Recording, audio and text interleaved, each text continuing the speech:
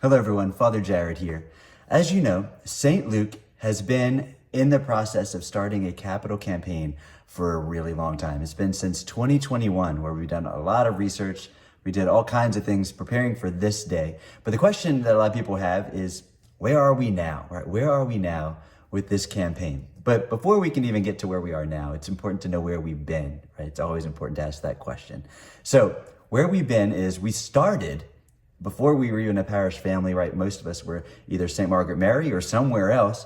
But then we were formed as a parish in 1982, St. Luke. But the interesting thing is we weren't formed at this current campus, right? We were all at Pope John Paul II High School, just right down the street, and we were having mass in their gym. We'd have to bring out chairs, and then we'd meet in the cafeteria, which we considered like the community room of that area, right? So that's where mass was for a good while. And then in 1987, we moved to the current campus that we're on now at St. Luke, 910 Cross Gates Boulevard. And that land was donated to us by a parishioner. And we then built what was really considered the worship space, but it was never meant to be the permanent church, right? It was actually never dedicated as a church. You would know that it was dedicated by or as a church if there were candles on the wall, which were lit as part of that ceremony, and there was the chrism placed on all the walls and also on the altar. None of that happened, right? There was a dedication of sorts, right? There was a prayer service to begin using the church, but it was never actually formally dedicated as a church, consecrated as a church. It was always intended to eventually be built actually in that lot that where that big field is now, where we have the beach volleyball and the little space for kickball or baseball or softball, cabbage ball. That whole area was where the church was going to eventually be built, but it continued to be kicked down the road, right? So, but 1990s, around mid 1990s is when we started to build that new wing of the church, which we call the New Edition, which is where my confessional is. And that was because the first weekend that we even opened on this campus in that temporary worship space, which we call now the church, but it was already too small, so they had to add on to it, right? So we had that whole new wing, which seats more people than the main part of church. It's huge, right? It has all kinds of seats in there, a lot of space for seating. And so some flash, let's say fast forward all the way to 2020 when I got here, our parish was in need of a lot of healing.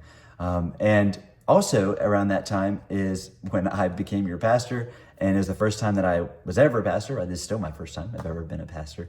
And so my main request was that everyone pray for me, especially by packing the Adoration Chapel. So we grew our Adoration Chapel from just 66 adores to now over 300 something regular adores, which is an awesome gift. And it's really a huge reason why we are where we are and why the Lord continues to bless us.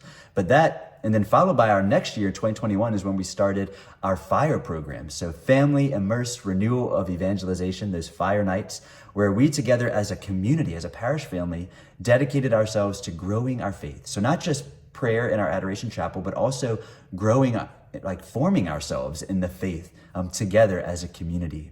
These two things, right, both these things put together are what I think and what the Lord has really revealed to me just by praying over these years has really been the foundation for the big ask, the bigger ask from the Lord, which is to do something big for him, right? To trust in him, to rely on him, but to really hear the call of him to ask us to do something with that prayer and with that formation.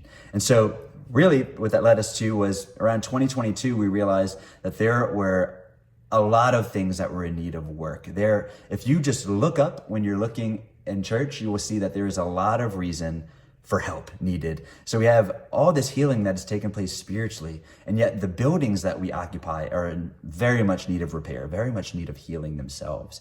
For instance, if you were by that same New Edition of the church, you would see that there's bubbling happening all over there. Just the other day when it was raining, we had to continue to put a trash can out so that the water could be collected, right? Water continues to flow forth from the ceiling. We also, if you're walking even in the middle part of the church, right, under that where it's a little bit lower ceiling, right when you walk in, you can already see that even there's signs of water damage, there's signs of roof damage. And that's been a problem for a long time now. Many pastors before me have tried to fix that problem in different ways, in different routes, but none of them have proven to be successful. And even when I first got here, we tried another way of trying to fix that roof. But it seems like the only way that's really going to fix it is if we even partially demolished it so that we can give it a sturdy foundation with some strong pilings, and then build up columns that would be strong enough to hold the roof that it really needs. And so it continues to be a source of problems. And if you were here just this past weekend, you would have seen that water even came through one of the windows at the 11 o'clock mass around that area, and then it started to get crazy, right? So in 2023, after seeing all kinds of things problematic with the church, but also Family Life Center and in the courtyard rooms, we decided that we needed to make a choice, right? 2023 was the year of the choice. So we can either remodel, renovate the existing church, which we approximated to be around 3.7 to 4.8 million, because it would still require a partial demo. And not to mention, we don't have sprinklers in our church. So even if we remodeled or renovated, we'd still have to deal with safety codes, fire codes, all those things, which are not currently up to standard in our church. So that was option one, renovate, remodel. But then option two was to construct a new church, which would be approximately $5.8 to $6 million at that time in 2023. So we did a bunch of input listening sessions, 13 of them. We had an MPU survey June 3rd and 4th of that year, 2023.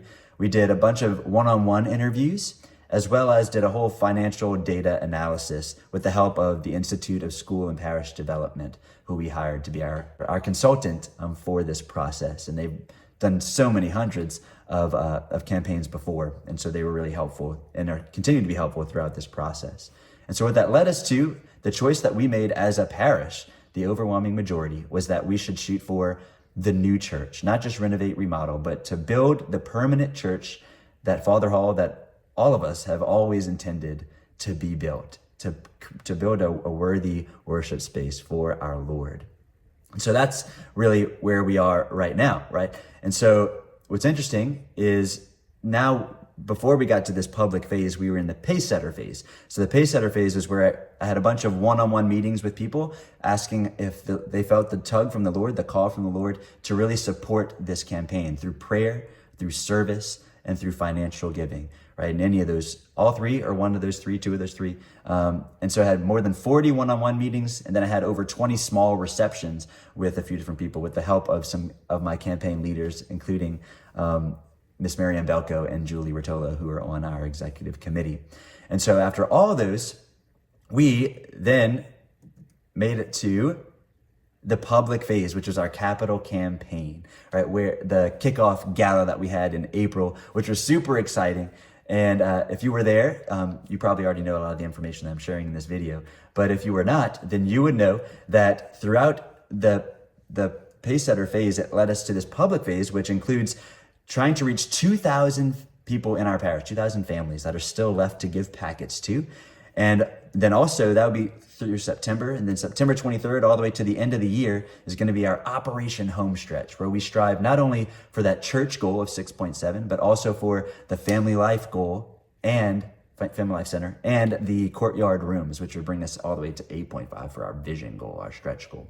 And so that's our goal for the last 100 days, to bring us beyond just that initial goal and to be able to also renovate the Family Life Center and the courtyard rooms. That's what we're hoping for.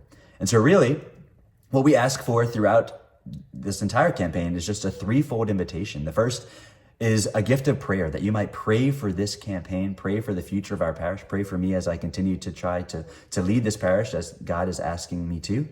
And also, if you feel called to a gift of service, right? Maybe you have some particular gift that I'm not even aware of that you can help, that would help contribute to this campaign. We would love to know that.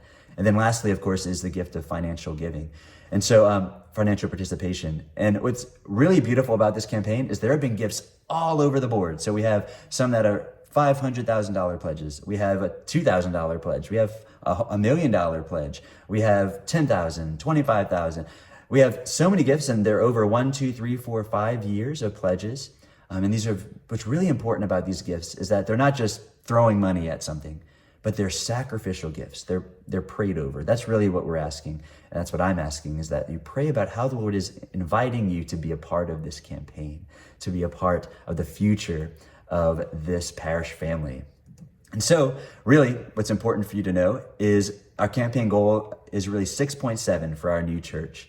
And pledged thus far, it's a very surprising number. We are right at 5 million in pledges from just 132 letters of intent, right? So we're right around that 5 million mark. And in the bank, we already have $1.4 million and counting. Actually, right now we're at 1.58 and counting in the bank. And so right now where we're at is, like I said, that's only 132 families.